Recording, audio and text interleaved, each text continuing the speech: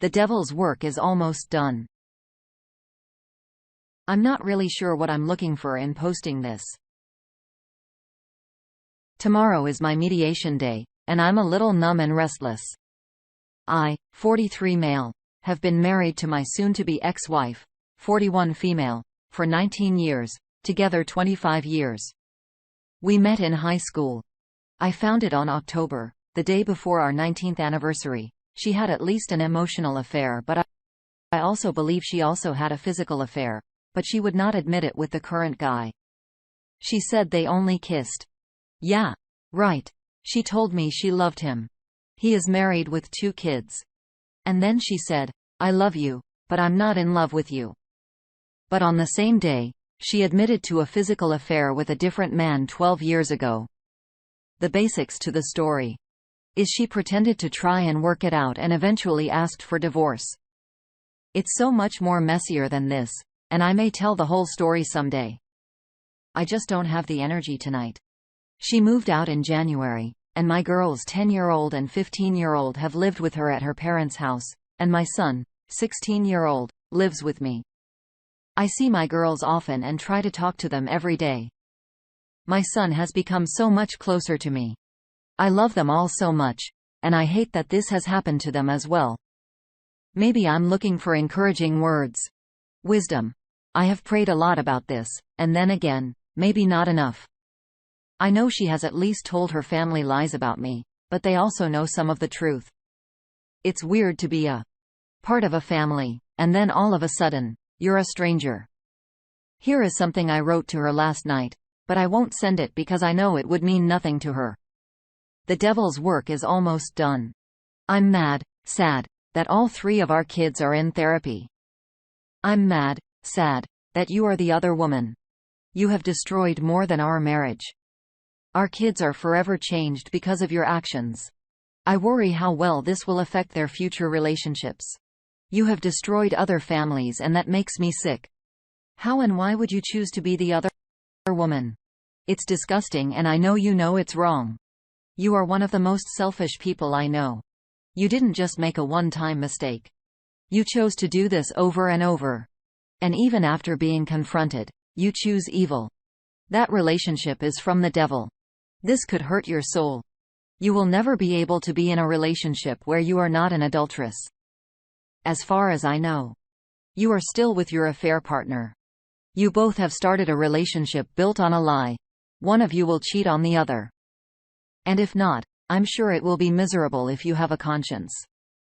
I know for a fact that he has already questioned what he has done and tried to go back to his wife. But I say to you that everyone who divorces his wife, except on the ground of sexual immorality, makes her commit adultery, and whoever married a divorced woman commits adultery. Matthew chapter 532. He said to them, because of your hardness of heart Moses allowed you to divorce your wives, but from the beginning, it was not so. And I say to you, whoever divorces his wife, except for sexual immorality, and marries another commits adultery. Matthew chapter 19 8-9. You lied for so long. It is hard to tell what was ever true. Is this who you were all along? And I didn't know it, or did you change? I do believe you did me a favor forcing the divorce. You made the statement that maybe you don't deserve me. Maybe that is true. But if you didn't force this, I would have kept trying to love you and save our marriage. How do you not feel remorse or shame or guilt? How do you sleep at night knowing what evil you have done? You said at one point you were praying and talking to God, but if there is no change, is there really any sorrow or repentance? I know that it is between you and God, but it is one more thing I don't understand. How do you sit in church and not feel guilt or shame? How did you sit with me and our family and not feel shame and guilt? You are not too far gone. You can still be saved. I don't mean we can have a relationship, especially now, but you can repent and return to God. I believe that would mean putting away that selfish person you have become. I have said in the past, you are a good mother. I believe I lied to you. A good mother would not have done this to her family. You are a selfish person who just loves herself. Maybe you care about the children, but because of how it makes you look to the world. I know how much you care about your image. As for me, I haven't tried hating you, but it does no good. I really could have come after you. I mean, your career. You always cared about that more. But I decided that time will take care of everything. I don't need to hurt you because you are broken. I'm sure there has to be a lot of pain to do things you have done. In some ways, I pity you. I'm saying my last goodbyes and releasing you. Our first reaction comes from Bandsaw Bill. Hang in there.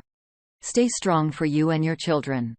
It's going to be a long, tough ride, but you will get through this, and so will your kids. I wouldn't bother sending what you have written. And to be brutally honest, at this stage, I wouldn't bother trying to appeal to her about her nature. She is in the fog.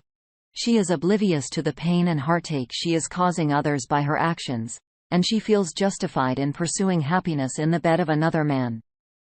Unfortunately, cheaters do it this way. Rather than call an end to one relationship before embarking on another, they prefer to sneak around and lie instead of just calling it a draw in their marriage. At first, I tried to beg, plead, and reason with my wife. She couldn't care less. The woman I married was a stranger to me, saying brutally hurtful things, lying to me, lying to others about me, all to make herself feel better and try to justify her actions to self. Eventually, I sought advice and help, and I performed with the 180. I made myself less available, cared less about what's said or did. Well, I gave the appearance that I cared less. I basically stopped behaving like she was my wife, and more like she was a lodger in the house.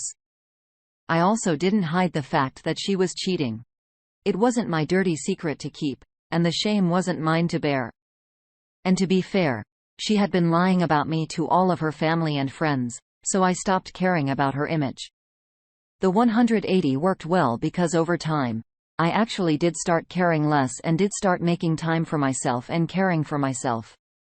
And my wife's affair broke down. I like to think that I helped speed up that process by phoning her affair partner and telling him that he can have her by this point. I simply didn't care enough to worry about her. Personally, I think I took too long to seek help. I didn't know where to turn, and I was so ashamed and embarrassed and hurt. As a result of seeing the woman I loved treatment and my children so badly, I now have no time for love and romance. I have been left a very bitter, old man and could never imagine giving my heart and soul to another person, as I have been to the bottom of a very dark place and the scars will never heal, and even now the pain is raw. The op responds, "I'm sorry you went through this too. I did the same thing. This time, I did the pick-me dance." I tried to reason with her. I called the fair partner and told him to back off and has her to lead him from everything. I set up marriage counseling and individual counseling. Looking back, was I dumb? Or, at least I feel that way. I know I can sleep with a clear conscience at night.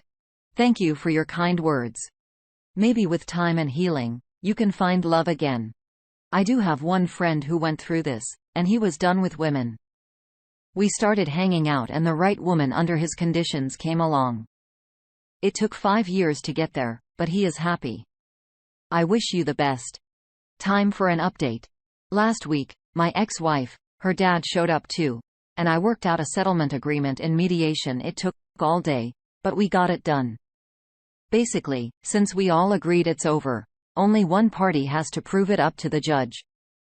I was nice that day and let the girl stay with her because she had family that came into town. We switched to days, trying to extend the olive branch. I believe she has messaged me every day since then for some reason. I ignored most of it because it wasn't about the kids. Thursday night, my mom took a fall and broke her hip and leg. My poor mom is a saint too. She has dedicated her life to her family and especially my older sister who is mentally handicapped. Friday was prove update, and I have more than the divorce on my mind. It goes quickly with me and my lawyer as the only ones to attend. Remember, we have already agreed on everything. So this is basic info for the courts to accept what everyone has signed and agreed. I got my girls because this is my day I get back for last week's exchange date. My ex-wife is messaging me about something, and I replied in a snarky way. Congratulations on getting the divorce she wanted. She cheated on me. She messaged back and said she hasn't seen any paperwork, so hold off. I told her I went before the judge today. So as of June 11, 2021, we are divorced. Her messaging stops. I don't know why, because I thought she would be happy because this is what she wanted. I go to cook dinner with my middle child, and I get a call from my ex-father-in-law asking me to come out and talk to him. We haven't spoken in weeks. I see him at my kids' games and when I pick up and drop off the kids, but we don't speak. He just stares at me. I just assume he has been lied to and is going to believe whatever his daughter tells him. I got my old phone and turned the recorder on because this isn't normal. I walked out and he is sitting in my driveway in his truck. I walked around to the driver's side, and he doesn't get out. He just has his window rolled down. He said, "How do you go before the judge without her?" I said, "David, this isn't about you. He was there last week under my protest too. I didn't marry you, and I'm not divorcing you, so I'm not having this conversation with you."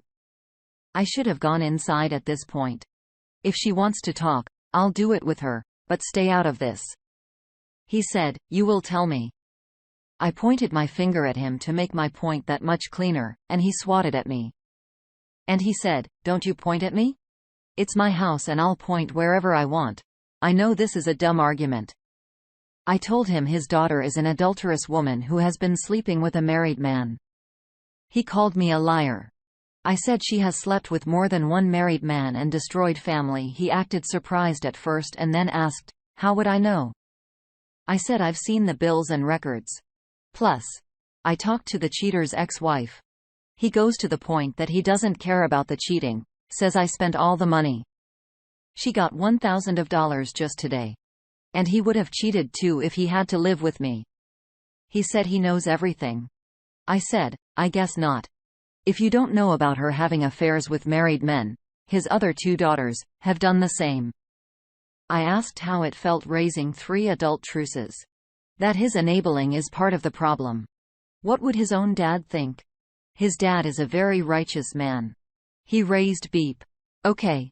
I was really mad, but maybe I crossed the line. He reaches out and punched me in the arm. I defend myself and hit back. I tell him to stop. I don't want to fight this old man. He starts yelling about the judge again. I explained the process, and he is still mad, saying their attorney didn't tell them anything. Not my fault. He starts saying I'm crazy, and my son, his grandson, will be just like me. I said he will be a good man, and I hope he doesn't marry a Beep. He backs out and keeps saying this isn't over. He revs his engine, and I think he's about to run over me. I move near our solid and ground basketball bowl. I don't know how much this will stop it, but it's all I had. Thank goodness he finally leaves. I call the cops and they take a report, but I decided not to press charges right now. I have 2 years to act on it. The police went and spoke to my ex and her sister. She is crazy too. She could be her own post. Her dad happened to not be home at the time. The sister actually came to my house while I was talking to the police. I finally came back inside, and my girls were waiting on me. I had to fill them in a little because I believe one of them saw police. It was almost 10, so they decided to go to bed. Kinda sad way to end the day. Gave hugs and told them I love them and I will keep them safe. I'm not sure what this is not over really means, but I guess he, ex-father-in-law, has something planned. Who knows what he is thinking? Hope this craziness made sense. I'll keep hoping things will get better from here. Our first reaction comes from the Mockingbird. Press charges. He has a vendetta against you, and the man's irrational. If you want to play peacemaker, you could reach out to your ex and have her keep her dad in control. But given the context, I doubted it do much. Press charges and cover your back. Trigazer 1 says, the father will always take the daughter's side even when they F up. Only the good ones will disown their daughter when they find out when they've cheated. My ex's father would have been like that too, always on her side, regardless of anything.